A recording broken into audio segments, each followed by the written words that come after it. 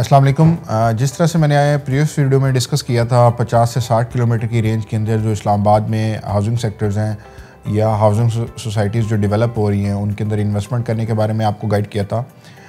Last video के अंदर मैंने आपको पोजेशनेबल प्रॉपर्टीज़ के बारे में बताया था जो न्यू इस्लामाबाद एयरपोर्ट के सराउंडिंग में डेवलप हो रही है। आज मैं आपको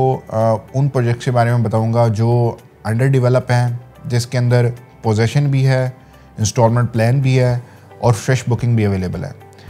अब एक चीज़ ऐसी पहले अंडरस्टैंड इस चीज़ को कर लेना चाहिए कि एक प्रॉपर्टी ऐसी होती है जो रीसेल में होती है, उसका इंस्टॉलमेंट प्लान होता है। रीसेल वाली प्रॉपर्टी का क्या होता है कि उसमें 40-50% जो भी इनिशियल अमाउंट होती है वो आपको डिपॉजिट करनी पड़ती है और रिमेनिंग 50 और 40% का आपके पास इंस्टॉलमेंट प्लान होता है। 1 से 1.5 साल का उसके अंदर आप उसको कंप्लीट कर लेते हैं। तो ये जो अंडर डेवलप हाउसिंग सेक्टर्स हैं जिसके अंदर पोजीशन भी है और रीसेल में भी है और इंस्टॉलमेंट प्लान भी है, तो उनके बारे में मैंने आपको गाइड करना था, जिसमें मैं आपको सबसे पहले गाइड करूंगा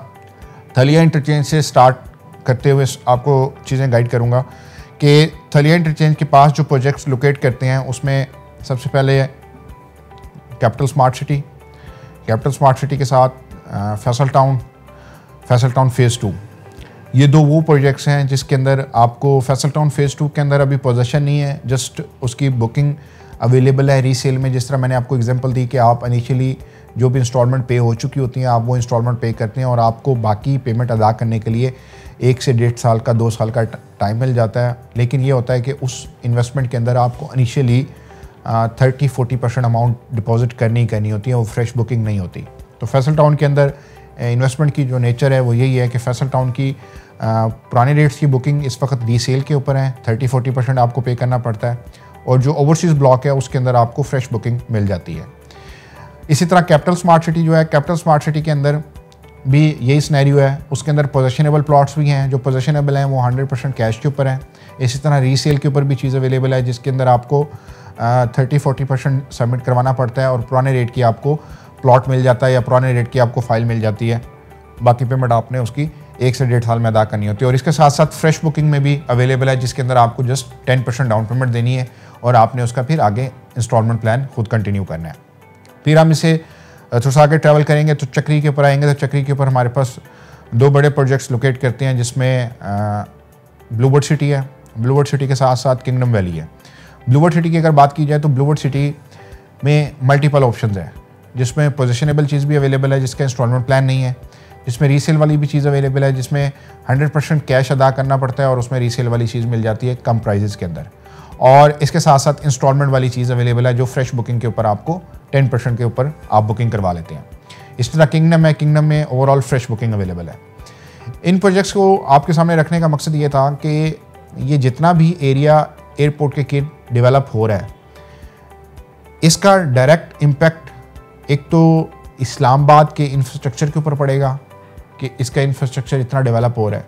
और इसके साथ साथ जो रिंग रोड बन रहा है, ये रिंग रोड की सराउंडिंग का वो इस्लामाबाद की सराउंडिंग का 50 से 60 किलोमीटर का एरिया है जिसके अंदर ये बड़े बड़े नाम अपने डेवलपमेंट को डे एंड नाइट अपडेट कर रहे हैं। हमारे बहुत सारे ऐसे कस्टमर्स होते हैं जिन्होंने यहाँ पे इन्वेस्टमेंट की हुई है और बहुत सारे कस्टमर्स की यहाँ पे इन्वेस्टमेंट्स हैं, किसी ने आज से 2 साल पहले की, किसी ने 1 साल पहले की। देखिए ये वो इन्वेस्टमेंट्स हैं जो स्मॉल कैपिटल के साथ इन्वेस्ट हुई हैं। स्मॉल कैपिटल के साथ आपने इन्वेस्टमेंट की,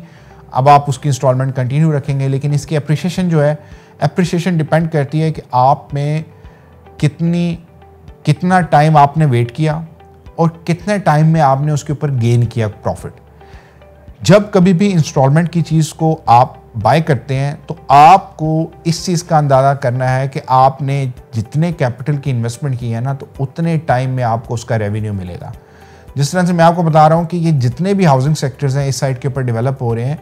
इनका सारा का सारा कंसेप्ट जो सक्सेसफुल हो रहा है वो रिंग रोड के ब्याफ के ऊपर हो रहा है। और रिंग रोड इतनी तेज़ी से काम हो रहा है कि उस रिंग रोड के बनने की वजह से क्या होगा कि आपकी इन तमाम विद इन द सिटी या आउटसाइड द सिटी आपकी एक्सेस ईजी हो जाएगी। उस एक्सेस से क्या होना है कि इन प्रोजेक्ट्स को बेनिफिट होना है और इन प्रोजेक्ट्स की जो लोकेशन होगी वो अट्रैक्टिव हो जाएगी।